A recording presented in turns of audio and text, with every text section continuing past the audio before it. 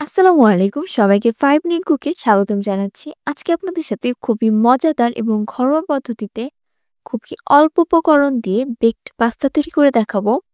এই পাস্তা তৈরি করতে একদমই অল্প উপকরণ লাগবে কিন্তু খেতে অনেক মজা হবে। ভিডিওটি না টেনে শেষ পর্যন্ত দেখার জন্য অনুরোধ রইল। পাস্তা তৈরি করার জন্য প্রথমে পাস্তা সিদ্ধ করে নিতে হবে। তার জন্য একটি হাঁড়িতে পানি গরম করে নিয়েছি। তারপর এখানে দিয়ে দিচ্ছি তেল। তেল দেওয়ার ফলে পাস্তাগুলো এটি আরেকটির সাথে লেগে যাবে না। অল্প একটু তেল দেওয়ার পরে এখানে দিয়ে দিচ্ছি সামান্য পরিমাণ লবণ। তারপরে পানিটা খুব ভালোভাবে গরম হয়ে গেলে এখানে দিয়ে দিব ১ কাপ পরিমাণ পাস্তা। আমি এখানে লম্বা পাস্তা ব্যবহার করেছি। আপনারা চাইলে যেকোনো ধরনের পাস্তা ব্যবহার করতে পারেন। পাস্তা খুব ভালোভাবে সিদ্ধ হয়ে গেলে এটি ছেঁকে রেখে দিব।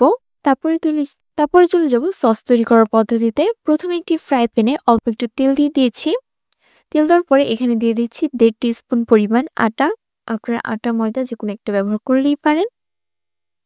এরপর এটা খুব ভালোভাবে ভেজে নিতে হবে। এটা ততক্ষণ ভাজতে হবে যতক্ষণ না পর্যন্ত আটা থেকে সুন্দর একটি স্মেল বের হবে। খুব ভালোভাবে ভেজে নিতে হবে। আটা কোনোভাবেই কিন্তু পোড়ানো যাবে না। পোড়ালে কিন্তু সসের টেস্ট একদম খারাপ হয়ে যাবে। এভাবে নেড়ে-চেড়ে খুব ভালোভাবে আটাটি ভেজে নিয়েছি। যখনই দেখতে পাবেন আটা থেকে সুন্দর একটি স্মেল বের হয়েছে, তখনই এখানে দিয়ে দিব দুধ। দুধ দিয়ে অনবরত নাড়তে থাকতে হবে, তা না হলে কিন্তু জমাট বেঁধে যাবে, সসটা ভালোভাবে তৈরি হবে না।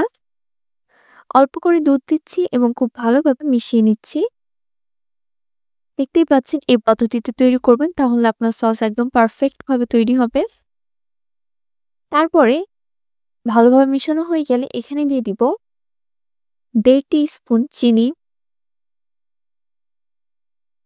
তারপর এখানে দিয়ে দিচ্ছি স্বাদ অনুযায়ী লবণ। এই পাস্তা তৈরি করতে কিন্তু আমি কোনো প্রকার মাংস কিংবা কোনো প্রকার ভেজিটেবল ইউজ করছি না। আপনারা চাইলে এগুলো ইউজ করতে পারেন। ভিডিওর শুরুতেই বলেছি একদমই সহজ পদ্ধতিতে অল্প উপকরণে এই পাস্তা তৈরি করব।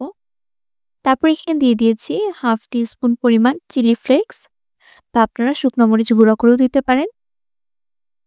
এরপরে খুব ভালোভাবে নেড়ে নিতে হবে। টমেটো সস দেওয়ার পরে আরো কিছুক্ষণ খুব ভালোভাবে নেড়ে মিশিয়ে নিতে হবে। এই পাস্তা খাওয়ার সময় কিন্তু একদমই মনে হবে না যে আপনি কোনো প্রকার কিছু ব্যবহার করেননি। খেতে খুবই ভালো লাগবে। বাসায় একবার হলেও ট্রাই করে দেখতে পারেন। আপনারা বিকালের নাস্তা হিসাবে কিংবা এই রমজানে ইফতার হিসাবেও এই পাস্তাটি তৈরি করতে পারেন।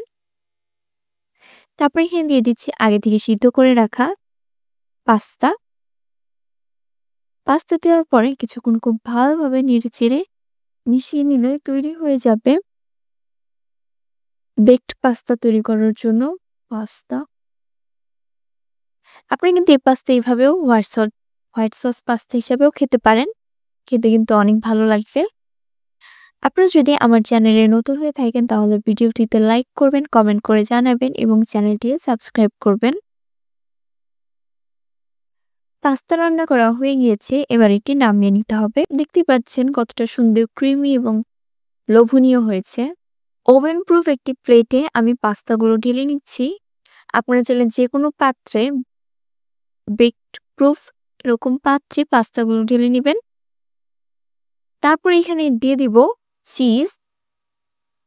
যত বেশি চিজ দিবেন খেতে কিন্তু তত বেশি ভালো লাগবে। আমি সম্পূর্ণ পাস্তায় চিজ গ্রেট করে দিয়ে দিয়েছি। এবার চলে যাব এটি বেক করার পদ্ধতিতে। আমি ওভেনে ৫ থেকে ১০ মিনিট বেক করে নিয়েছি। তারপরে দেখতেই পাচ্ছেন কতটা সুন্দর হয়েছে। উপরটা যখন লালচে কালার হয়ে আসবে তখন বের করে নিবেন। এটা খেতে কিন্তু খুবই মজাদার হয়েছে। বাসায় একবার হলেও ট্রাই করে দেখতে পারেন। ভিডিওটি শেষ পর্যন্ত দেখার জন্য সকলকে ধন্যবাদ।